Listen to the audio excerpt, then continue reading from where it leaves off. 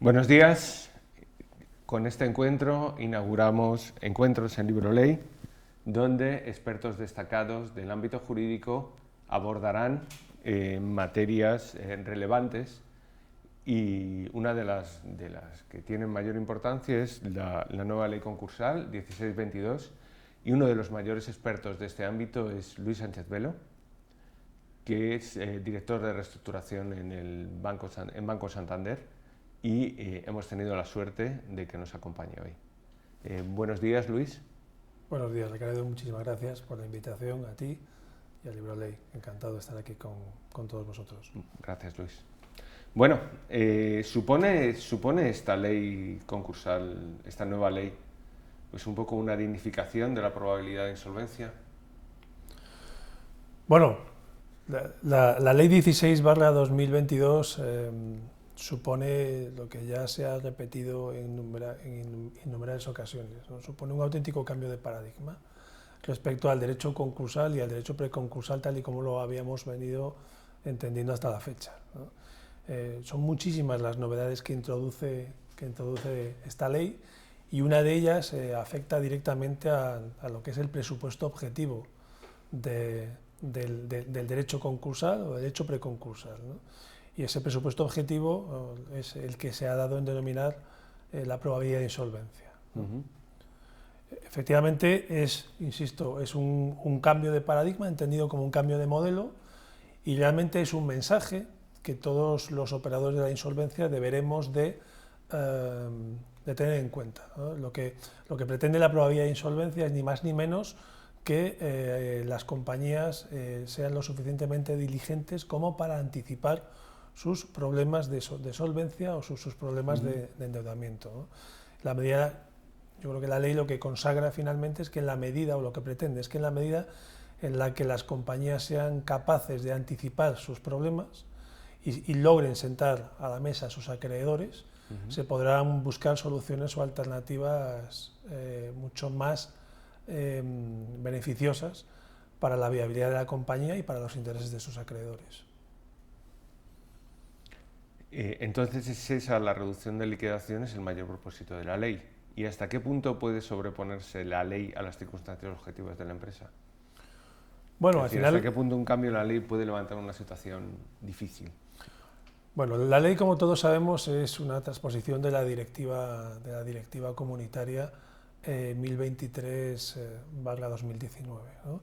Y esa directiva consagraba o pretendía consagrar una serie de mensajes o de mandatos a los Estados miembros, que fundamentalmente tuviesen como objetivo último preservar la viabilidad de las compañías, ¿no? Es cierto que no todas las compañías y no a cualquier precio, ¿no?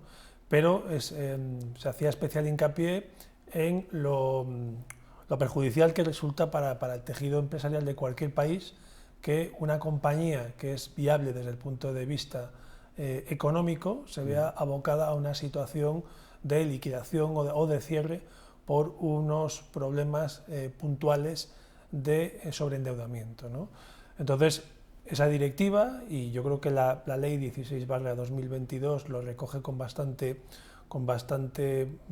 precisión, lo que pretende es poner a disposición de empresas y de acreedores lo que se ha dado a llamar una especie de caja de herramientas suficiente que permita, como decíamos antes, anticipar esas situaciones de insolvencia o de posible insolvencia, ¿vale? Y con ese conjunto de medidas que, insisto, consagra la ley, tratar de evitar lo que efectivamente en última instancia es el objetivo de la ley, que es la liquidación, el deterioro o la pérdida de valor de las compañías, del tejido empresarial y consiguientemente también de los acreedores de esas empresas. ¿Y cómo está siendo la aplicación hasta ahora? Bueno, llevamos poco tiempo. La ley entró en vigor el pasado 26 de septiembre y hasta ahora yo no tenemos suficiente recorrido como para hacer una valoración de la misma, ¿no? Lo que sí podemos hablar es de que ni antes de la entrada en vigor ni consiguientemente con la entrada en vigor se ha producido ningún tsunami o ninguna marea alta, ¿no?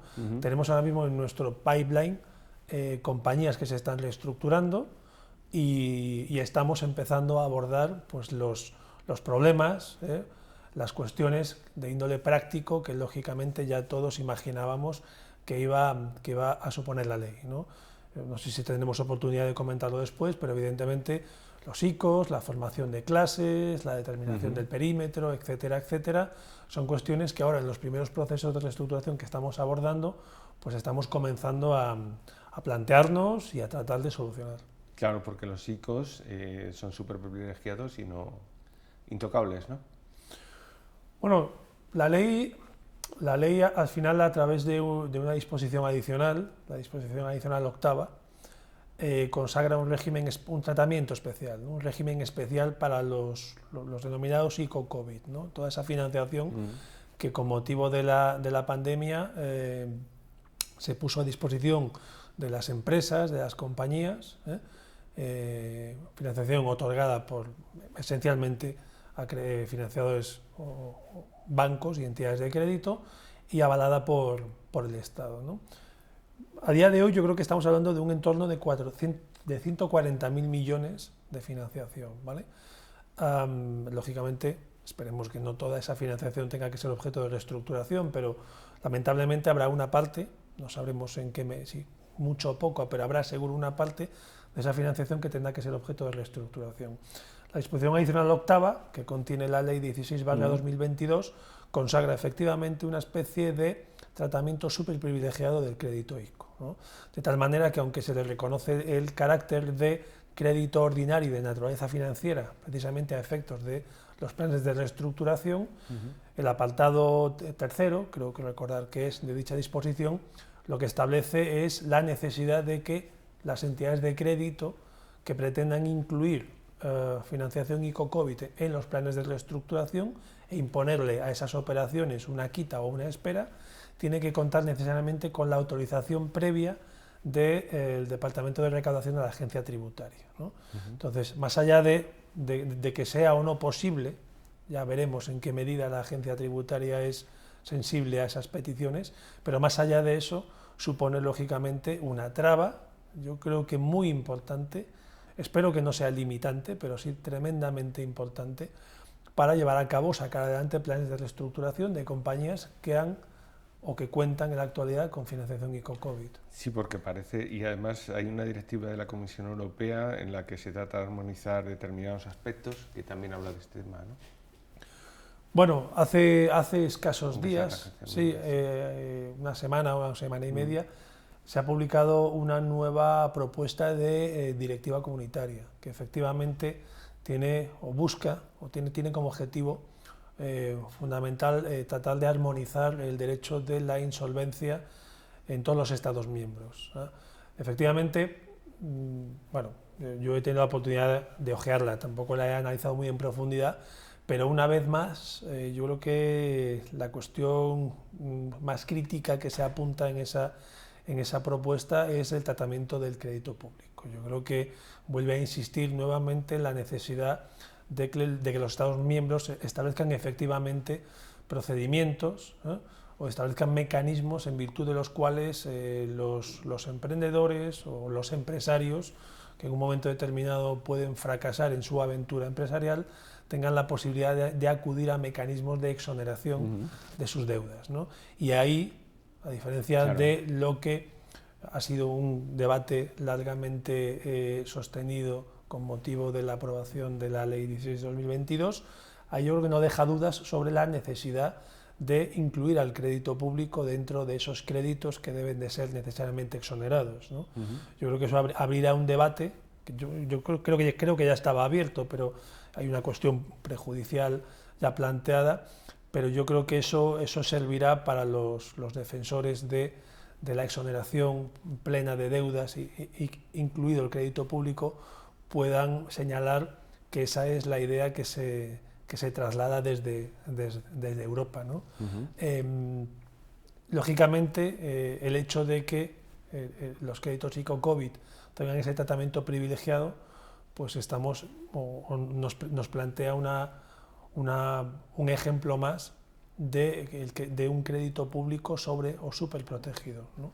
Yo creo que eso no está en línea como decimos, con lo que se preconiza desde Europa, y yo espero y confío que poco a poco seamos capaces de crear de verdad un escenario donde los empresarios, los emprendedores, todos aquellos que se arriesgan y fracasan, tienen derecho a acceder a una segunda oportunidad. Vale, porque todo esto que me estás comentando implica que también haya otros acreedores que tengan que aceptar más pérdidas. Bueno, es que al final un plan de reestructuración es una comunidad de pérdidas, ¿no? Claro. Al final son una serie de operadores, el deudor, los acreedores, ¿no? Sí. Los acreedores financieros inicialmente, y ahora ya no solo los financieros, sino también los comerciales. Yo creo que no tenía sentido que los acuerdos de refinanciación se circunscribiesen a una tipología de acreedores, ¿no? Al final, cuando una compañía entra en concurso, cuando una compañía se va a liquidación, cuando un negocio echa al cierre, eso, lo hablamos antes, supone una pérdida enorme en el tejido empresarial, y no solo para el empresario, no solo para los trabajadores, sino también para la seguridad social, que deja de ingresar, para los proveedores, que dejan de vender, y no solo dejan de vender, sino que además dejan de cobrar lo que ya han vendido, etcétera, etcétera. Es importante que el deudor que está en problemas se anticipe. En la medida en la que se anticipe, como comentábamos antes, será mucho más fácil encontrar medidas que serán menos dolorosas, ¿no? Con lo cual, yo creo que cuando un acreedor, y yo trabajo para un acreedor profesional, que todos los días es llamado a un plan de reestructuración, para un acreedor es evidente que cuando te sientas en la mesa a discutir o a negociar un plan de reestructuración, estás asumiendo de inicio la existencia de un sacrificio. O sea, vas a tener que sacrificarte, todos vamos a tener que sacrificarnos para obtener ese fin último, que es la viabilidad de la compañía, ¿no? Pero una empresa que está en dificultades, lógicamente, si acudes a un plan de reestructuración, es para pedirle, y en algunos casos incluso exigirle, a tus acreedores sacrificios. Yo creo que eso forma parte de la esencia del plan y del derecho preconcursal, y tiene que ser así, ¿eh? Lógicamente, al final, lo que hay en un plan de reestructuración no es más que una negociación colectiva, ¿no?, donde confluyen distintos intereses, y al final, lógicamente, tratamos de obtener la viabilidad de la compañía, pero con el menor sacrificio posible para sus acreedores. ¿Y no va a suponer una estigmatización el hecho de hacer una reestructuración? Bueno, no debiera o no deberá ser así, ¿no? Cuando hablábamos antes del cambio de paradigma, entendido como un cambio de modelo, yo creo que al final exigirá un cambio de mentalidad. El cambio de modelo cultural también, claro. Claro, al final tenemos que cambiar la mentalidad, porque si no cambiamos la mentalidad, no cambiaremos los comportamientos seguirán siendo los mismos, ¿no? Entonces, yo creo que tenemos que huir de esa a mí me gustaba mucho cuando estudiábamos Derecho Romano aquello que se llamaba la tacha de infamia, ¿no? Sí. Tenemos que huir de que el deudor o la compañía que acuda a un plan de reestructuración, de esa tacha de infamia, o de ese estigma de que es un deudor insolvente, ¿no? Yo precisamente, antes lo comentábamos, hablamos de la probabilidad de insolvencia. La probabilidad de insolvencia es un concepto que ya se va a 2 años, ¿no? 2 años antes de esa insolvencia prevista. Con lo cual, realmente, yo creo que estamos hablando de compañías que al final, lejos de ser insolventes, lo que están es llevando a cabo un análisis responsable, ¿no? Un análisis diligente de su situación. Sí, lo que no tendría mucho sentido, es que, por un lado, exijamos a las compañías y a sus administradores la diligencia suficiente para identificar esas situaciones de probabilidad de insolvencia, y al mismo tiempo, cuando el deudor levanta la mano y se manifiesta en esa situación, que los acreedores, salgamos corriendo, ¿no? Yo creo que al final es una mezcla. O sea, el deudor tiene que ser diligente, tiene que anticiparse, y los acreedores también tienen que ser responsables, ¿eh? Y cuando un cliente, una compañía, manifiesta que se encuentra en situación de dificultad, pues lo responsable es sentarse con él a negociar un plan de reestructuración. Bueno, también me gustaría que nos comentaras, por favor, sobre la función del experto en la venta de las unidades productivas. Bueno, el PRIPAC es otra de las grandes novedades que presenta la Ley 16/2022, ¿no? Y yo creo que su presencia pues, está inspirada en los mismos principios que comentábamos antes, ¿no? En la necesidad de maximizar el valor de compañías que se encuentran en dificultades, ¿no? El PRIPAC es algo que conocíamos ya porque, aunque no estaba recogido expresamente en el anterior texto refundido, es cierto que gracias a la labor de los juzgados mercantiles, ¿vale? Barcelona, Madrid, Palma yo creo también, y alguno que otro más, habían otorgado cierta carta de naturaleza a la posibilidad de la venta de la unidad productiva, ¿vale? De compañías que se encontraban en situación de preinsolvencia o de insolvencia casi actual, ¿no? Es verdad que en sede de concurso sí se contemplaba esa posibilidad, pero como medida de anticipación o como medida que formase parte de un acuerdo de reestructuración no estaba así contemplado. Ahora lo tenemos recogido en la ley, tenemos la posibilidad de que forme parte de un plan de reestructuración e incluso tenemos la posibilidad de que una compañía que se encuentre dentro de esos estadios de insolvencia pueda iniciar procesos de venta, ¿no? De todo o parte de sus unidades productivas o de su negocio, ¿no? Yo creo que una vez más la función o la finalidad está clara, ¿no? Se trata, como decíamos, de maximizar valor, de ver si es posible con la venta de todo o parte de esas unidades productivas alcanzar un plan de reestructuración, y si no es así, ¿vale?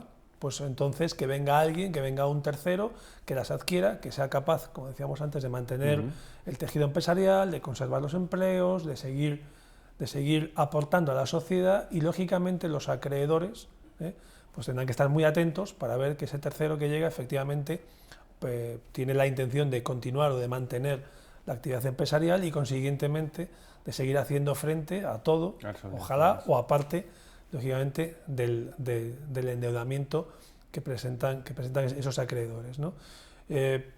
Yo creo que es positivo, yo creo que es algo que veremos cómo funciona en la práctica. Es cierto, hay por ahí, o ha habido por ahí voces críticas, ¿no? que alertan de posibles usos interesados de la figura, pero eso es algo con lo que al final tendremos que lidiar, ¿no? Yo particularmente prefiero que exista esa posibilidad y tendremos que ser los acreedores también los que nos preocupemos de que en cada momento el procedimiento de venta sea un procedimiento libre, sea un procedimiento competitivo, sea concurrido, y que finalmente la mejor oferta o la oferta que resulte vencedora sea la que arroje el mejor precio posible, porque eso significará que en última instancia habremos, o la compañía habrá sido capaz de maximizar el valor de la unidad, ¿no? Productiva que se vende o del activo que se transmite. ¿Hay una pérdida de importancia de los administradores concursales en la nueva ley? Bueno, ¿hasta qué punto cambia su...? Cambia sin duda alguna, cambia y bueno, de hecho en fase de estudio de propuestas y de enmiendas, yo creo que han sido uno de los colectivos más activos, ¿no? Yo creo que se han molestado, yo creo con razón, porque es cierto que había un cierto aroma en la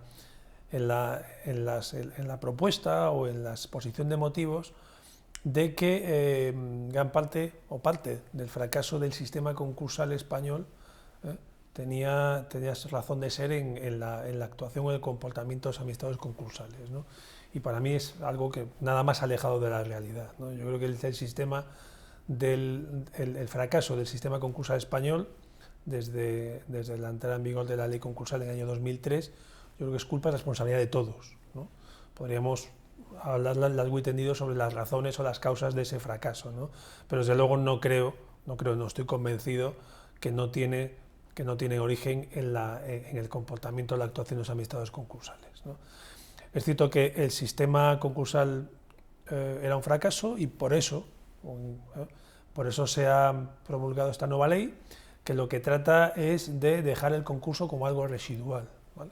Desde ese punto de vista es evidente que los administradores concursales van a perder relevancia, porque, insisto, yo creo que el concurso se quedará como algo residual, o idealmente para liquidar compañías que no son viables desde el punto de vista ni económico ni financiero, ¿vale? Dicho esto, yo soy un firme defensor del colectivo de administradores concursales, y yo creo que lo que tienen que hacer realmente, y estoy seguro que estarán ya en ello, lo que tenemos es que traerles hacia el lado de las reestructuraciones. Yo creo que los administradores concursales capaces y profesionales, yo creo que van a ser unos magníficos asesores de las reestructuraciones o de las compañías que se encuentren en situación de insolvencia o de preinsolvencia, ¿vale? Entonces yo creo que tendremos que virar todos hacia el lado de la preinsolvencia, e insisto, no podemos desperdiciar el conocimiento y las capacidades de esos administradores concursales, que probablemente ahora tengan menos trabajo en sede de concurso, pero yo confío que tengan tanto o más en sede de planes de reestructuración. ¿Qué opinas finalmente, para terminar, de la nueva moratoria contable que ha comentado la ministra hace nada? Bueno, es complicado estar a favor de una moratoria que se prorroga. Yo creo que con la previsión, pues prácticamente 4 años, ¿no? Al final estamos hablando de una medida que tenía carácter excepcional, que venía justificada por la pandemia. Es cierto que después hemos tenido la invasión rusa en Ucrania, hemos tenido el incremento de materias primas, la electricidad, la inflación, cortes en las cadenas de suministros. Todo eso es verdad. ¿Hasta qué punto se justifica todo esto una nueva moratoria? Pues no lo sé.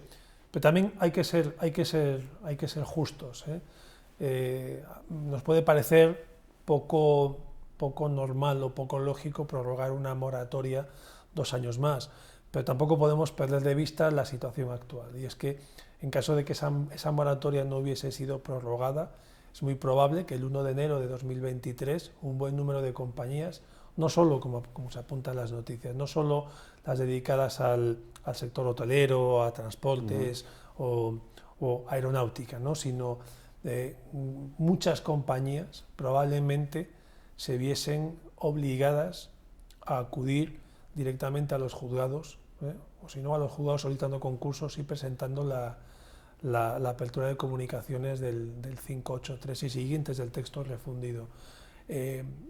A mí, esto es una cosa personal, una idea personal, pero no se me escapa también que gran parte de esas compañías probablemente fuesen las mismas que han acudido durante los últimos meses, más de un año, a la financiación FONREC, ¿vale? Con lo cual estamos hablando de un entorno de unas 150 compañías que probablemente empleen a más de 100.000 personas, ¿no? Entonces, es muy difícil deslindar de un balance qué pérdidas son provocadas efectivamente por la resaca de la pandemia, cuáles son provocadas por el incremento de materias primas, o cuáles son provocadas por una mala gestión o sencillamente porque la compañía da resultados negativos porque no está haciendo bien las cosas. Es muy complicado. Yo creo que al final, desde la perspectiva empresarial, se ha acogido positivamente. Hay quien lo ha criticado y probablemente también tenga razón, diciendo que lo que va es a facilitar, ¿no? O a crear un caldo de cultivo de empresas zombies que durante estos 2 años pues, no se van a ver obligadas a solicitar su liquidación por la suspensión de la obligación legal. Pero yo creo que al final, una vez más, lo que hay es que apelar a la responsabilidad de las compañías, es decir, de sus administradores, ¿no? Yo creo que todo el mundo tendrá que hacer el ejercicio suficiente para determinar si, con independencia de la existencia de la moratoria, la compañía que administra o la compañía de la que es propietario tiene o no tiene realmente viabilidad. Y tiene que llegar a la conclusión de que si no es viable desde el punto de vista ni económico ni financiero, por más que haya una moratoria, yo creo que habrá que pedirles, insisto, que hagan el ejercicio de responsabilidad de llevar a esa compañía a liquidación, ¿no? Bueno, pues muchas gracias, Luis, por venir y por tus palabras, que creo que nos han ilustrado tanto sobre la aplicación práctica de la ley como el propio texto y sobre su porvenir. Bueno, pues muchas gracias. Gracias.